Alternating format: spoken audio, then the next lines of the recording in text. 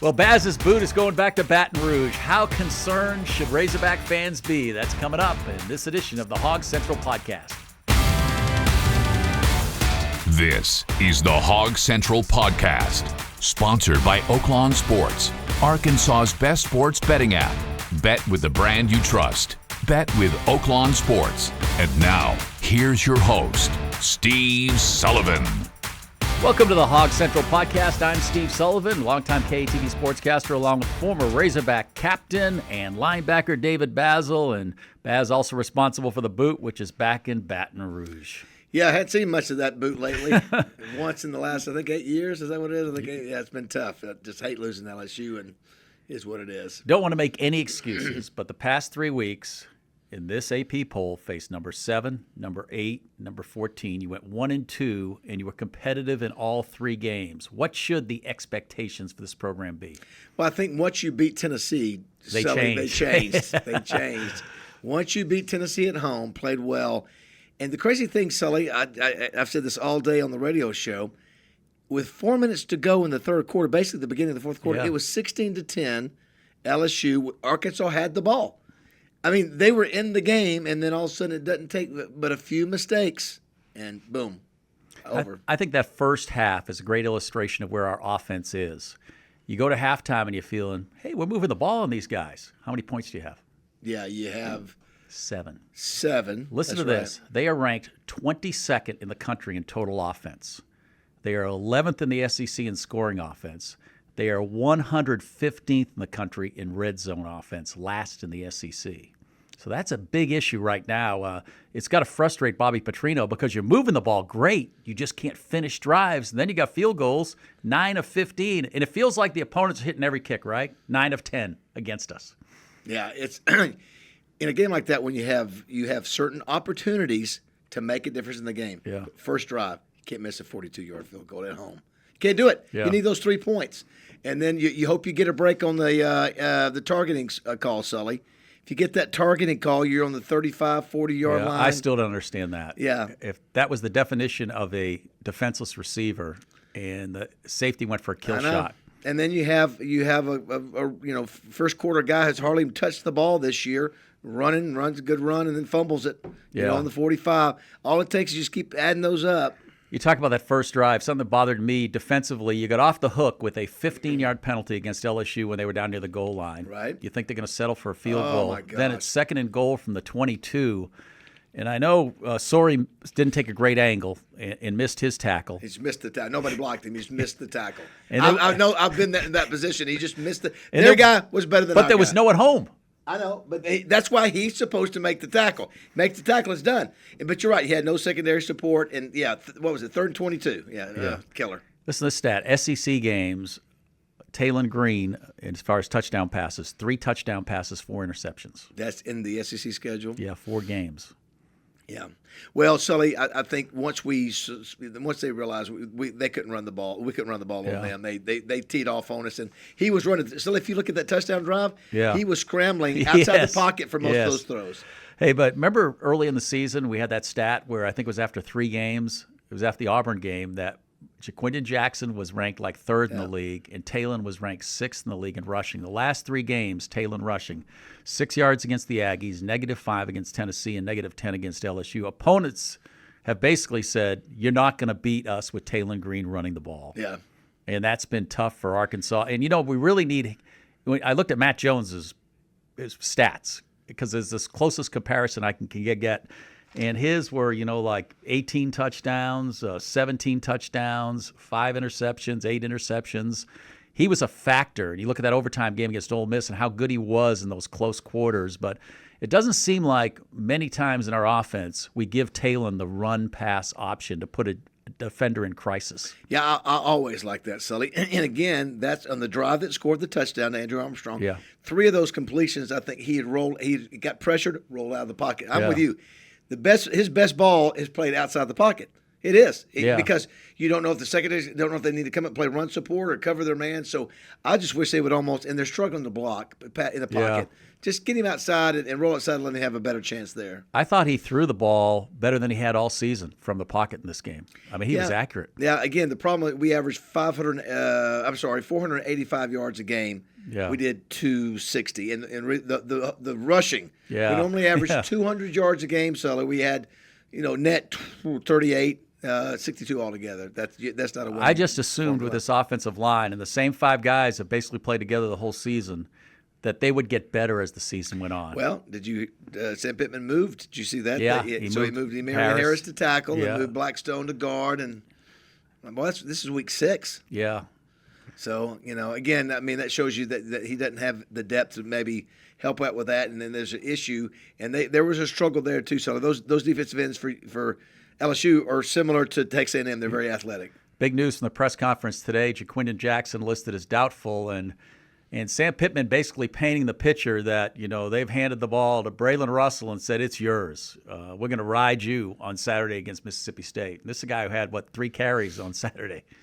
Yeah, I didn't get that. I didn't get DeBinion, who's been, pretty much AWOL for most of the season, getting majority of the carries. Now, if Jaquindon Jackson was hurt, where's Braylon Russell? I'm not sure why Russell was not involved more than DeBinion. DeBinion fumbles his, second or third carry, so I wasn't sure on that.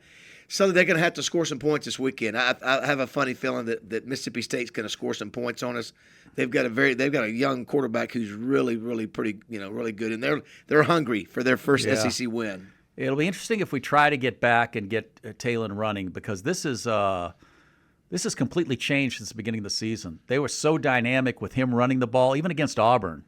But since then, yeah, you wonder if Petrino's getting a little gunshot to go, listen, they're scheming for that now. They're ready to do that. I still think there's value in that threat of doing that, and that you run plays off that threat of him running the ball. So, yeah, again, I think, remember, it's almost like KJ the last couple of years.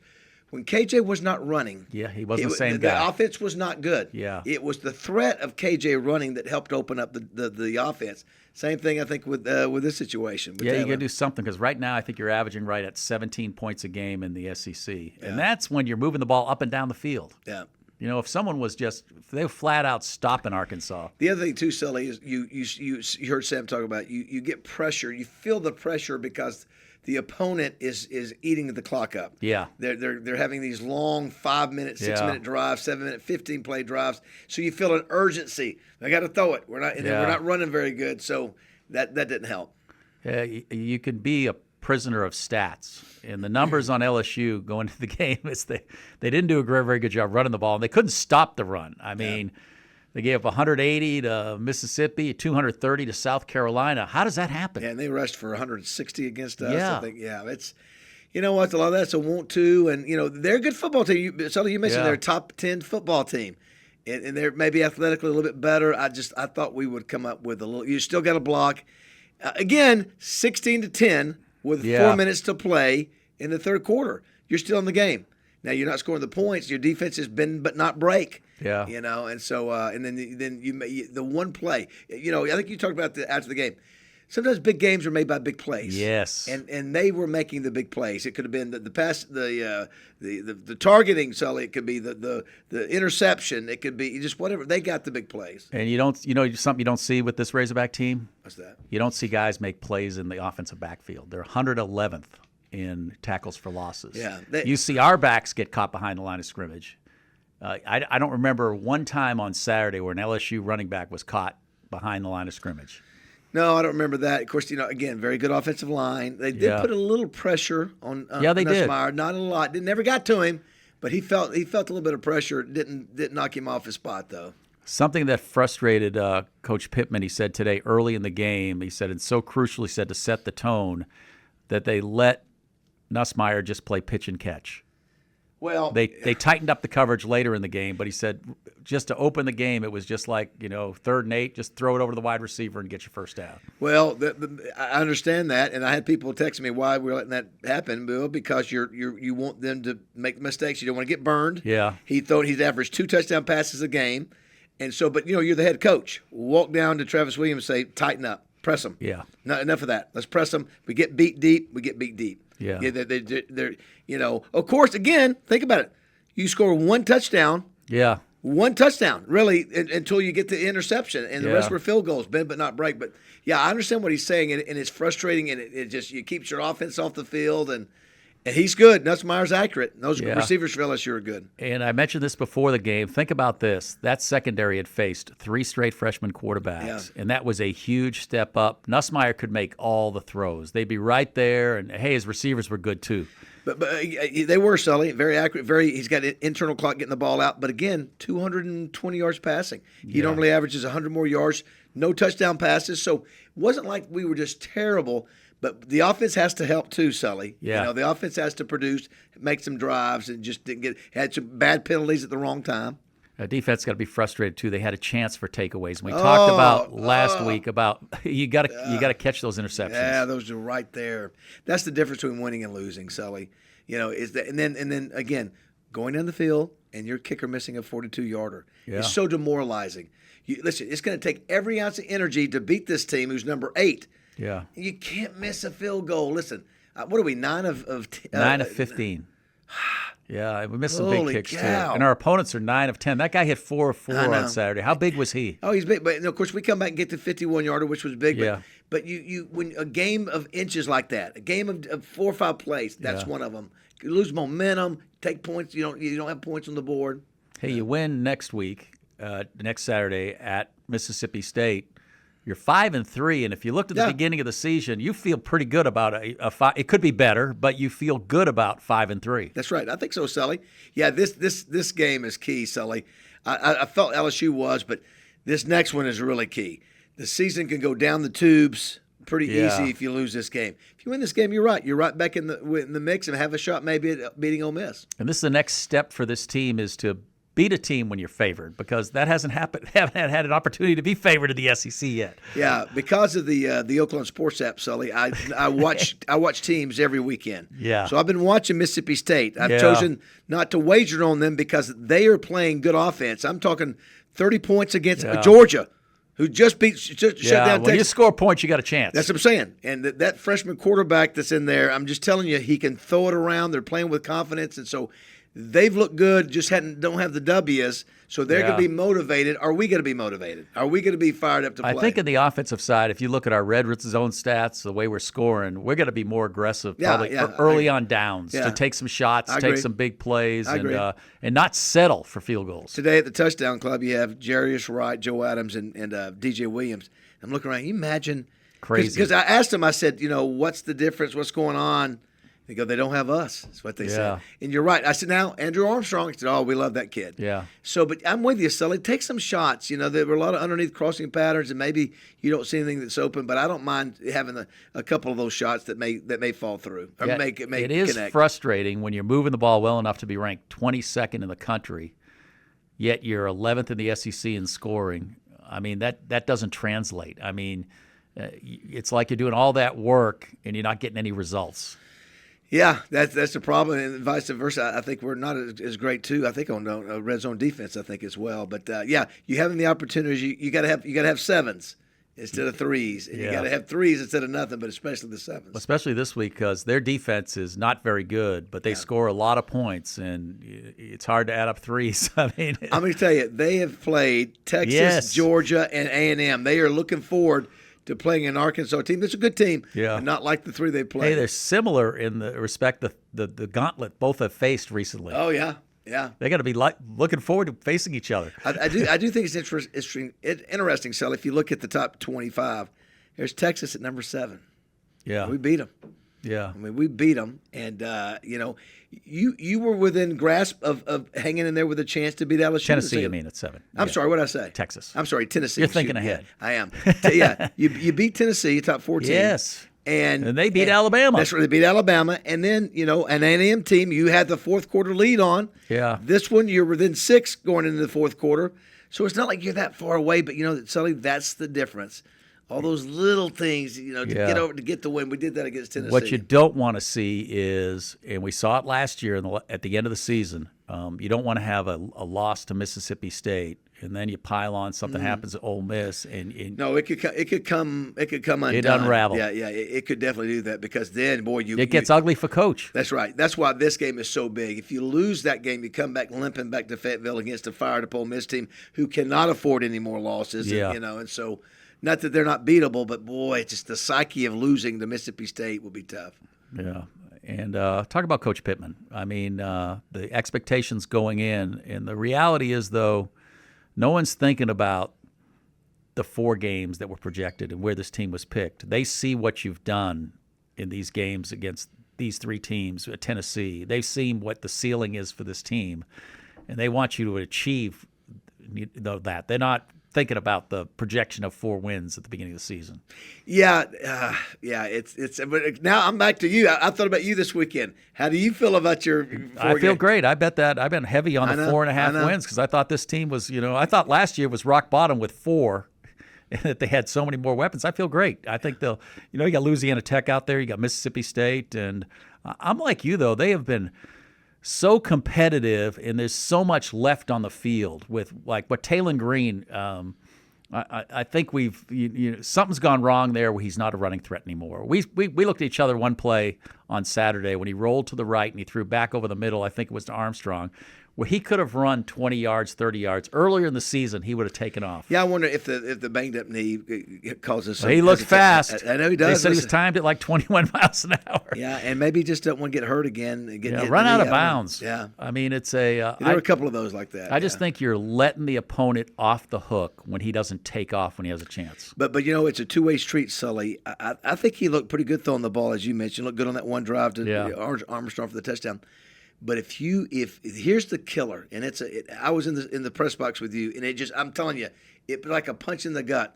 When you're on defense and you can't get a team off on third down, they keep completing third down. Well, that's what we've been doing to people. I know. Third down and 10, they get it. Yeah. Oh, all right, first, second. All right, third down again. Oh, they get it. And you just stay on the field. And you know what happens? Your offense can't get in a rhythm. Yeah. And so what were they? 9 of 15. And that was a team that faced 1st and 15, 2nd and 15, That's multiple times during the game. 9 of 15, and the other 4 of those, the other 4, they kick field goals. Well, you talk about making plays. Nussmeier made plays. Their receivers made plays. Our D-backs did not make plays on Saturday. Yeah, again, one other point too, Sully. What was it? Basically 40 minutes to 20 minutes, basically. Yeah. It's like a quarter and more. Yeah. And it's tough for offense to get in rhythm. I still think, Nussmeier didn't have his best game against us. He looked good. Yeah. But didn't burn us. But I thought he was very disciplined in taking what the defense gave him. Yeah. That's why it didn't bother me as bad. I looked at, looking around and going, all right, you're bending, but all of a sudden you get in the red zone, you hold tight. Oaklawn Sports is so simple to use, anyone can do it. Probably even an ex-football player. And you can take it anywhere. Pocket size, sort of like you, Raj. Small perhaps, but powerful, like this offer. Sign up now for Oaklawn Sports and get up to $1,000 in bonus bets. That's like a do-over in case you make a questionable decision. Too bad they can't do that for haircuts. I'm calling your mom. Now with new and easy funding options. Bet with the brand you trust. Bet with Oaklawn Sports. Light it. We can take people where most people cannot take them. The generations coming together. That place was jumping. The Triple Option, presented by Wendy's, wherever you get your podcasts. To give LSU credit, Brian Kelly, we said after the game about the running game, he said, we haven't given up on our running game. He said, we work on the plays we're good at. And we've continued to run them throughout the season. And he said, on Saturday, we got some looks we liked, and we were successful.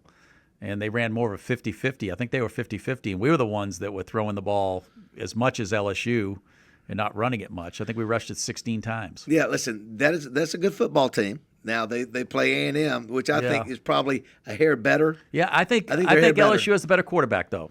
Yeah, they probably do, but I like the entire team better at A&M, and they're playing at A&M, so I'm going to give them a little bit of an advantage, not much.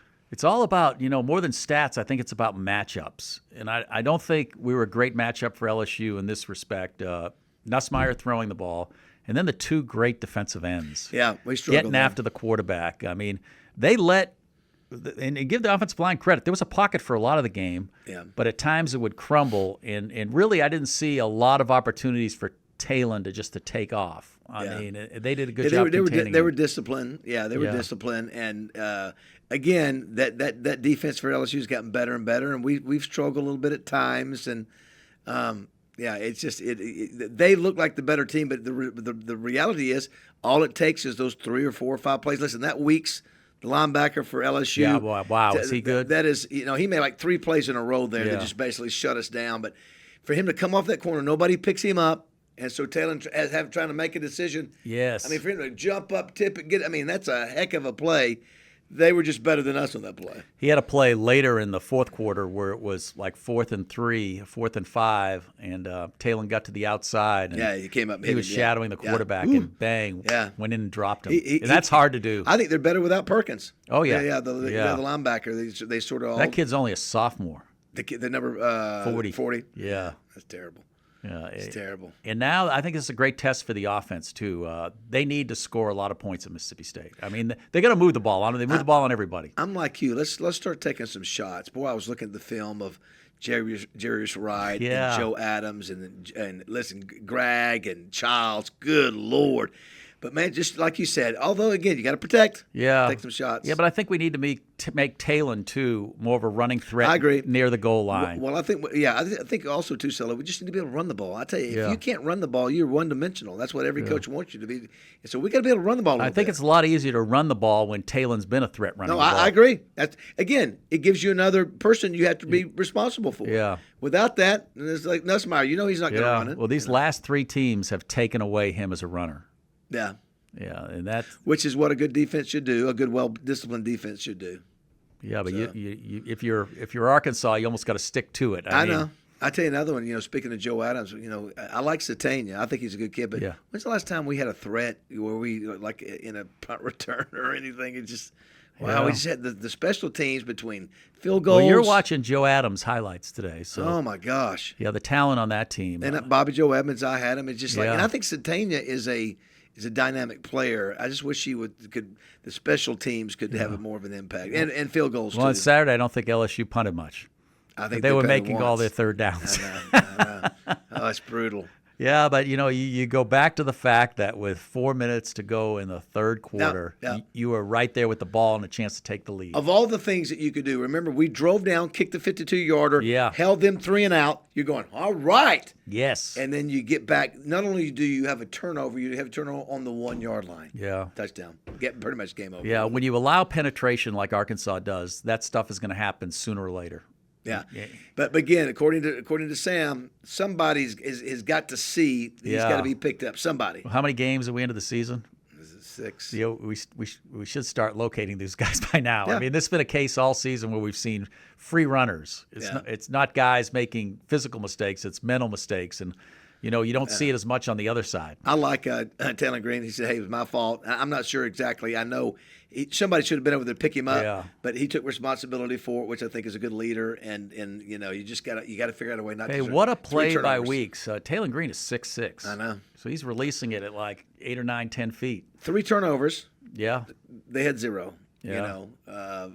That's just that's the story. They make their 4 field goals. We make 1 of 2. How big were those first 2 turnovers though? When you right after a kickoff and you give the ball up to a team that's been holding it forever. I know. Yeah. And to give the defense credit, it only led to a field goal. I know. That's what I said. The defense, if you were to look at, even though people say that's the worst defense we played all year, listen, we'd held them to 16 points through 3 quarters. Yeah. Pretty darn good.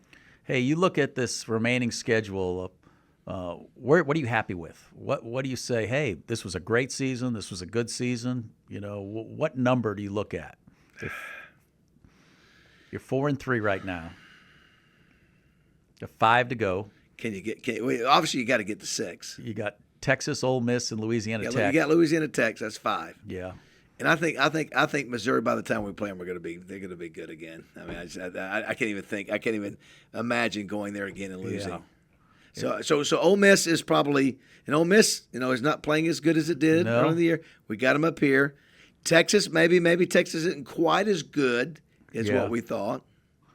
I don't know, man. Hey, I don't care who you are. If you're Mississippi State or Arkansas, you didn't get any favors with these schedules. I mean, No, you made the point, Sully. We have played number 4, number 8, number 14. Yeah. Yeah. I mean, in 3 straight weeks. Yet our expectations, in a good way, changed. And I think A&M could be a top 10 team. Yeah. And the reality, as we mentioned, we were in all 3 games. I don't know what more going into the season you could have expected out of these 3 is to get 1 win and be in each game. Well, DJ Williams said today, he thinks there's still potential with this team, and I do too. But I'm telling you, now it's a head game. Yeah. It's a head game. You've lost this great feeling. Yeah. Clock is struck 12. Yeah, you're not going to the playoffs. Cinderella, she's in her ugly clothes, going back and having to clean again. You're thinking, oh, people aren't as excited. They're complaining again. Now we got to go down to Starkville. Yeah. Starkville. Nobody wants to play in Starkville at 11:45 in the morning. No. But remember a year where we had all 11:45 games. More cowbell, yeah. and they're trying to make a name for themselves, Sully. So yeah, that's a team that's looking for that win. They are. They're looking for their first SEC win, and they look at Arkansas as their best opportunity. You know it. See, it's amazing what the difference 2 weeks will make. Yeah, we were in bliss. We were just like the last 2 weeks. Yeah, so nice. It is crazy. So nice. Hey, we just beat number 4. Yeah, I thought it was just Arkansas, but you look around the SEC. Oh, geez. Alabama's 2-2 in conference play. First time since 2006, Alabama has lost 2 SEC games before they get to November. Yeah, it was Saban's first year. They're not used to seeing two losses this early. Yeah, and there's no undefeated teams anymore. Can Vandy beat Texas? Yeah. How crazy would that be? How crazy would that be? They should just close down after that win. If you beat Texas and Alabama in the same year. Has it not been a great year? You got Army-Navy? You got Army-Navy undefeated in here in the top 20? Yeah. First time since the 60s? The sad thing is we had all that momentum. You had people nationally believing in Arkansas. We were kind of the cool pick on Saturday. I know.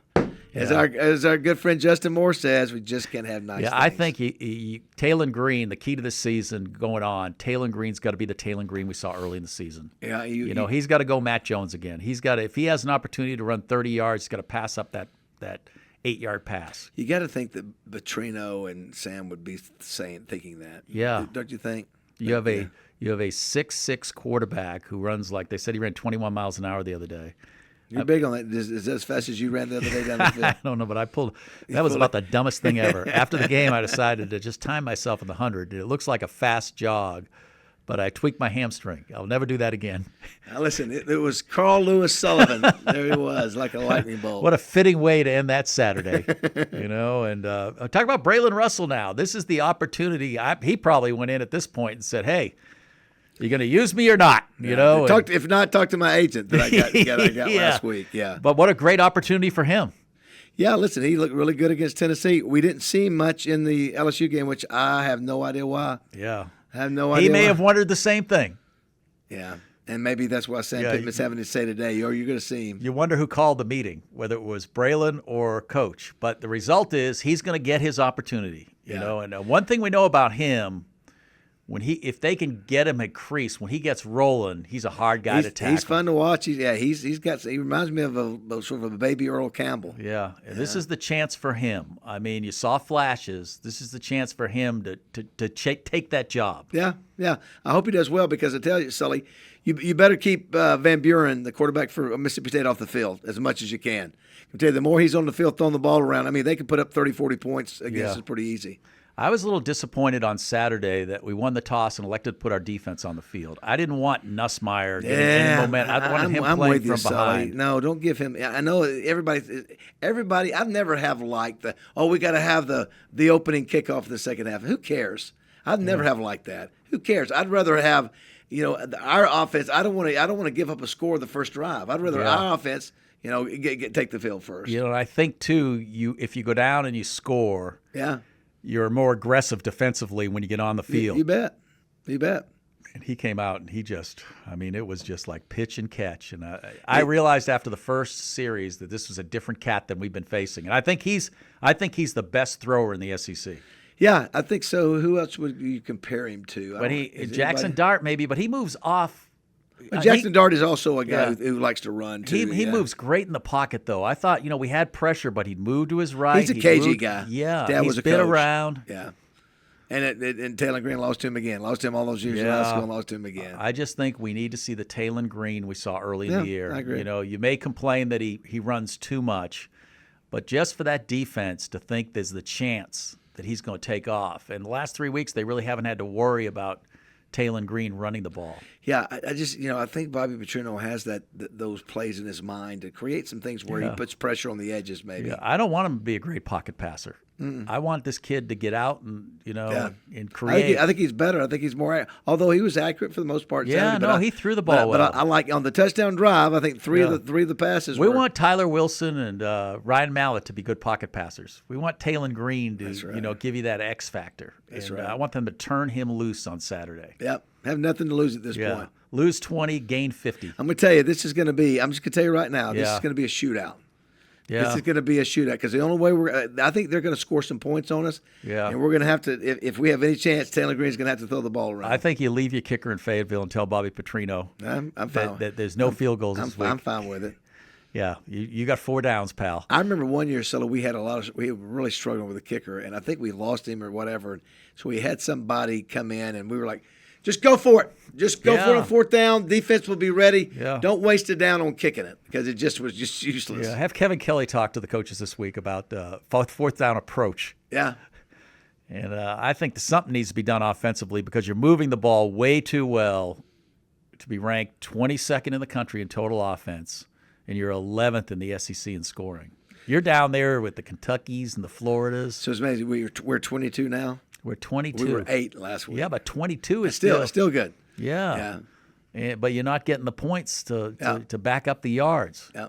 And that's got to really bother Bobby Petrino because it's all about scoring points. Well, I've seen. If you looked, you saw the frustration on Petrino's face when we look at the screen. You could see him looking up at Talen. He was just looking, not talking. He was doing both. He was doing both.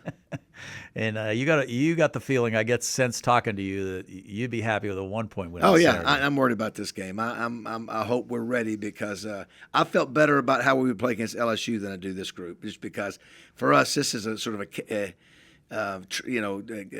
trap game for us mentally. Can we go down there? A little bit of a letdown. We're going from back-to-back night games. That's exactly right. High-profile games to 11:30 in the morning against the team is 1-6. Yeah. On paper, it looks chalk it up W. I'm telling you though, these cats are going to come to play. Oh, well, it'll be fun. There are no. Listen, that's my Oakland Sports App intuition. I'm just telling you, that's my intuition. That's yes. Where are you on the Baz meter now? You were down a bit. No, listen, Sully. The last 3 weeks in NFL, 11-2. Yeah, which is 88. No, I mean on as far as the Hogs. I thought you were talking about my picks on the Hogs. I'm worried right now because I think they still are a good football team. Yeah. But this is a mental thing. This is where I'm worried about is that they weren't able to make the plays against LSU. I'm worried about mentally.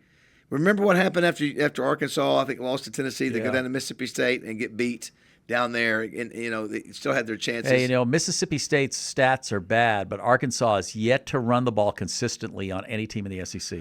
Auburn, you can go back. They didn't run the ball well till the end of the game. Well, I think we saw that the improvement in the offensive line is okay, not great. Better than it was last year, maybe just not. Although, remember, for a lot of the season, we were with Jaquindon Jackson. He looked great, I think, the last couple of games. Obviously, the A&M games, they were elite. They shut us down. Yeah, Jaquindon Jackson now is questionable, and it's all about Braylon Russell. I think you're injured less than he is if you had to run your sprint 100 times. He gets in there, plays 2 plays, gets hurt, gets out. And that may be frustrating the coaches too. Yeah, he's a good running back, but he gets dinged up pretty easy. And the reality is, if you have talented young players, you better play them, or they're going to leave. Yeah.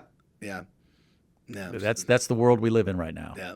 There's no developing a player and getting him a few carries. Once they get a taste, and they see this week that the guy in front of them didn't have the success that he should have, that I can do better than that guy. And I think Sam Pittman said, "Well, big boy, we'll see. We'll give you the ball on Saturday." Yeah, we'll see how that goes. I like him. I think he's a good kid, a good running back. Yeah. But it's going to take a team effort. Yeah, it's going to take more than him. As you mentioned, Talen's got to have a good game. Yeah, Talen's got to run the ball. I think if we look Saturday and we see 11 rushing yards for Talen Green, that's not a good thing. Yeah, you look at the stat lines where you see 68 total yards, 38 after sacks. That's it. I've waited all year for Talen Green to take it 80 yards on someone. Yeah. I want to see it Saturday. I want to see him on some naked river handoff and head over. That's a mentality, and I don't know if we've had that mentality to where maybe did the first couple of games. Yeah, we haven't had it since. Yeah. Yeah. All right. Anything else you'd like to add before we? Who do you got at the touchdown club? You got Butch Jones. Butch Jones next week. They had a big win against Southern Miss last week. They really needed that. Yeah. One. What was the feeling today from the three guys about what's gone on this season and what's ahead? DJ Williams was optimistic, and I think Jarius and Joe were too. They weren't as optimistic as DJ was, but that's their coach. But they know Coach Petrino can coach, and I think they're trying to be optimistic. But it was a bit disappointed room. The only ones who were really excited were the OBU grads and Rex. Hey, and one thing about golf, the Simmons Bank Pro Tournament, you expect. And I hate to think that I'm conditioned this way, Northwest Arkansas to get these things. Yeah.